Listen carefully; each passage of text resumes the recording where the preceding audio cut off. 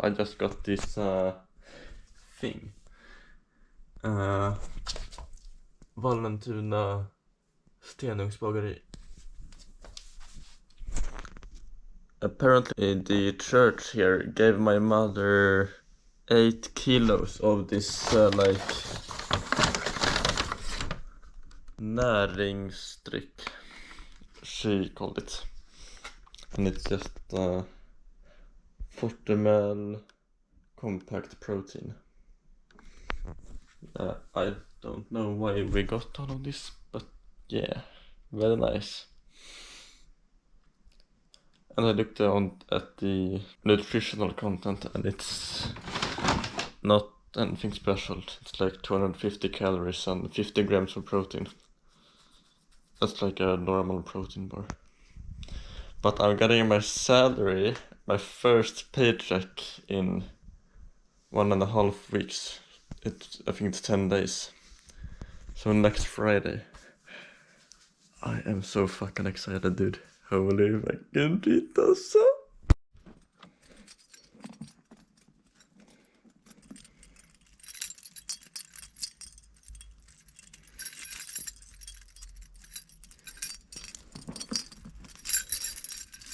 Yes. No. Yes.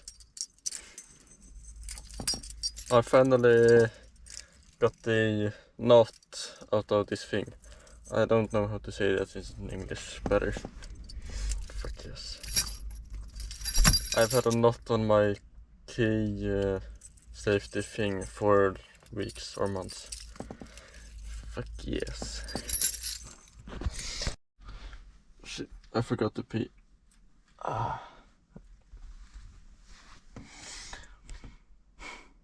I need to pee somewhere.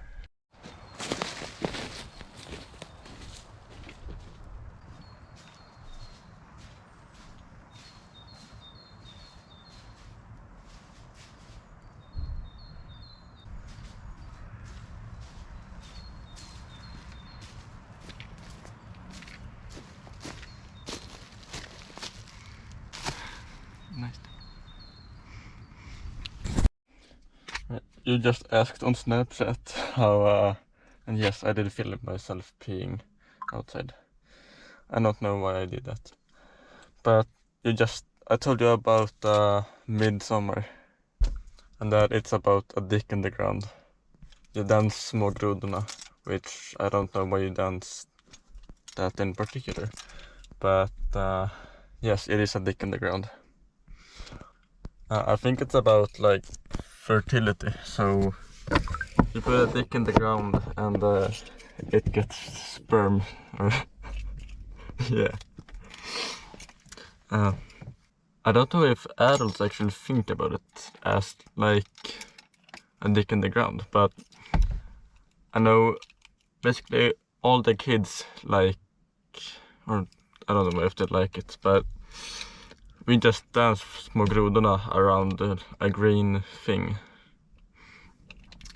And then when we get older, we realize that it's a dick in the ground. Or we saw a video on it, I don't remember. I'm just rambling, but yeah. It is a dick in the ground, symbolizing fertility. By the way, fun fact. A lot of people think frozen vegetables aren't as healthy as like fresh ones. But according to a study from agriculture and food chemistry, actually showed that there really wasn't any difference between like frozen and fresh. So frozen is basically just better all around, since it makes them keep being healthy longer, or whatever you say. My radio is making noise.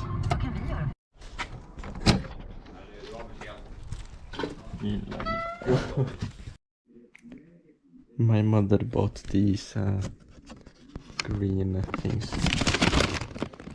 Yeah.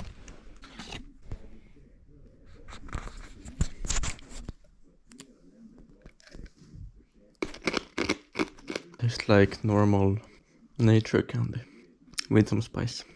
Really good.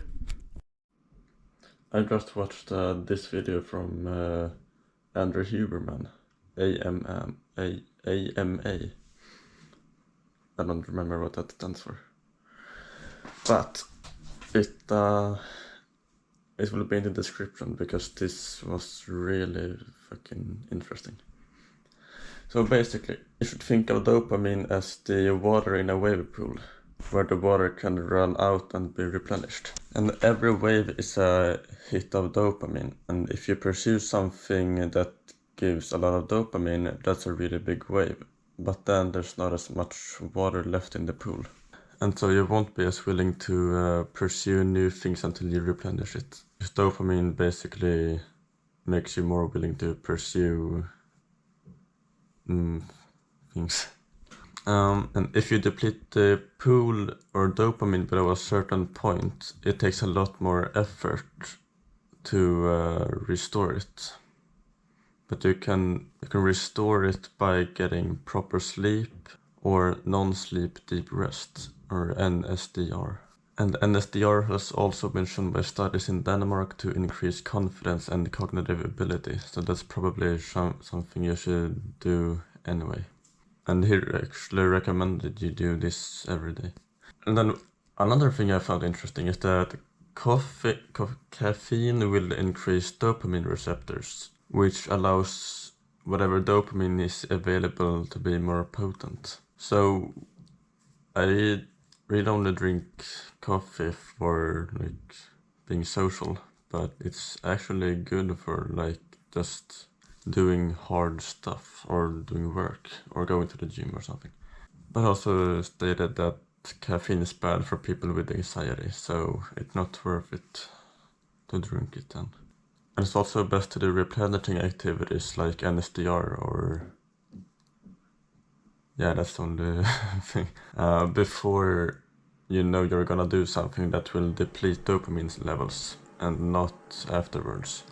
Even though if you do something that releases a lot of dopamine, you will probably want to replenish it because you won't have as much left, but he recommended you do it before. Which I don't really get why, but he's the expert, so... I'm not sure if this was a good summary of the video, so that's why I'm leaving it in the description. Yeah. And he also talked about something he got from a friend, which is figure out how many hours a day and days per week you can do really work consistently. So like maybe 4 or 5 or 6 or 7 or 8 hours a day, maybe 4, 5, 6 days a week, whatever works, and do that over and over. But you should update that number every 4 or 5 years, because as you get better at your profession or whatever you do as what you consider work, you can do more potent work in a shorter amount of time, because I guess the brain gets better at like thinking about that because you're used to it or something. But this, according to science, means you should do less of the work, which I mean that's what the research says, but I don't know. I feel like that's but this also works for resistance training, because most people think you just need to add more volume and more reps and sets. But if you focus on your form, you get better at muscular contractions. So you can theoretically spend less time in the gym. But yeah, and that's why I watch this guy, because he just focuses on your form and technique.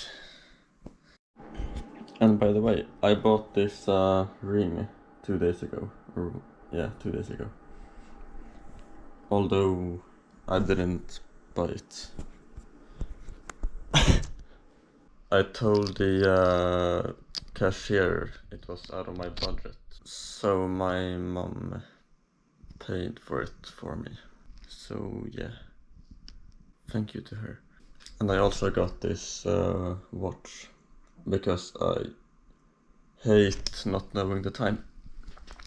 Because when I'm watching TV, we have a clock next to the TV, but there's a bunch of stuff on top of it. And so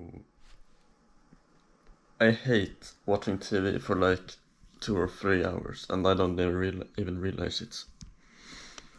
And then when I'm getting ready to go to work and I'm taking a shower in the morning, it's really stressful when I need to get going in 15 minutes and I take a shower and I don't know how much time I have when I'm in the shower. So now I can just look at the watch and see. And I also don't have to look at my phone as much now because I can just look at this, and see the time. And I also have this earring, which kind of looks like a worm even though it's a dragon or something.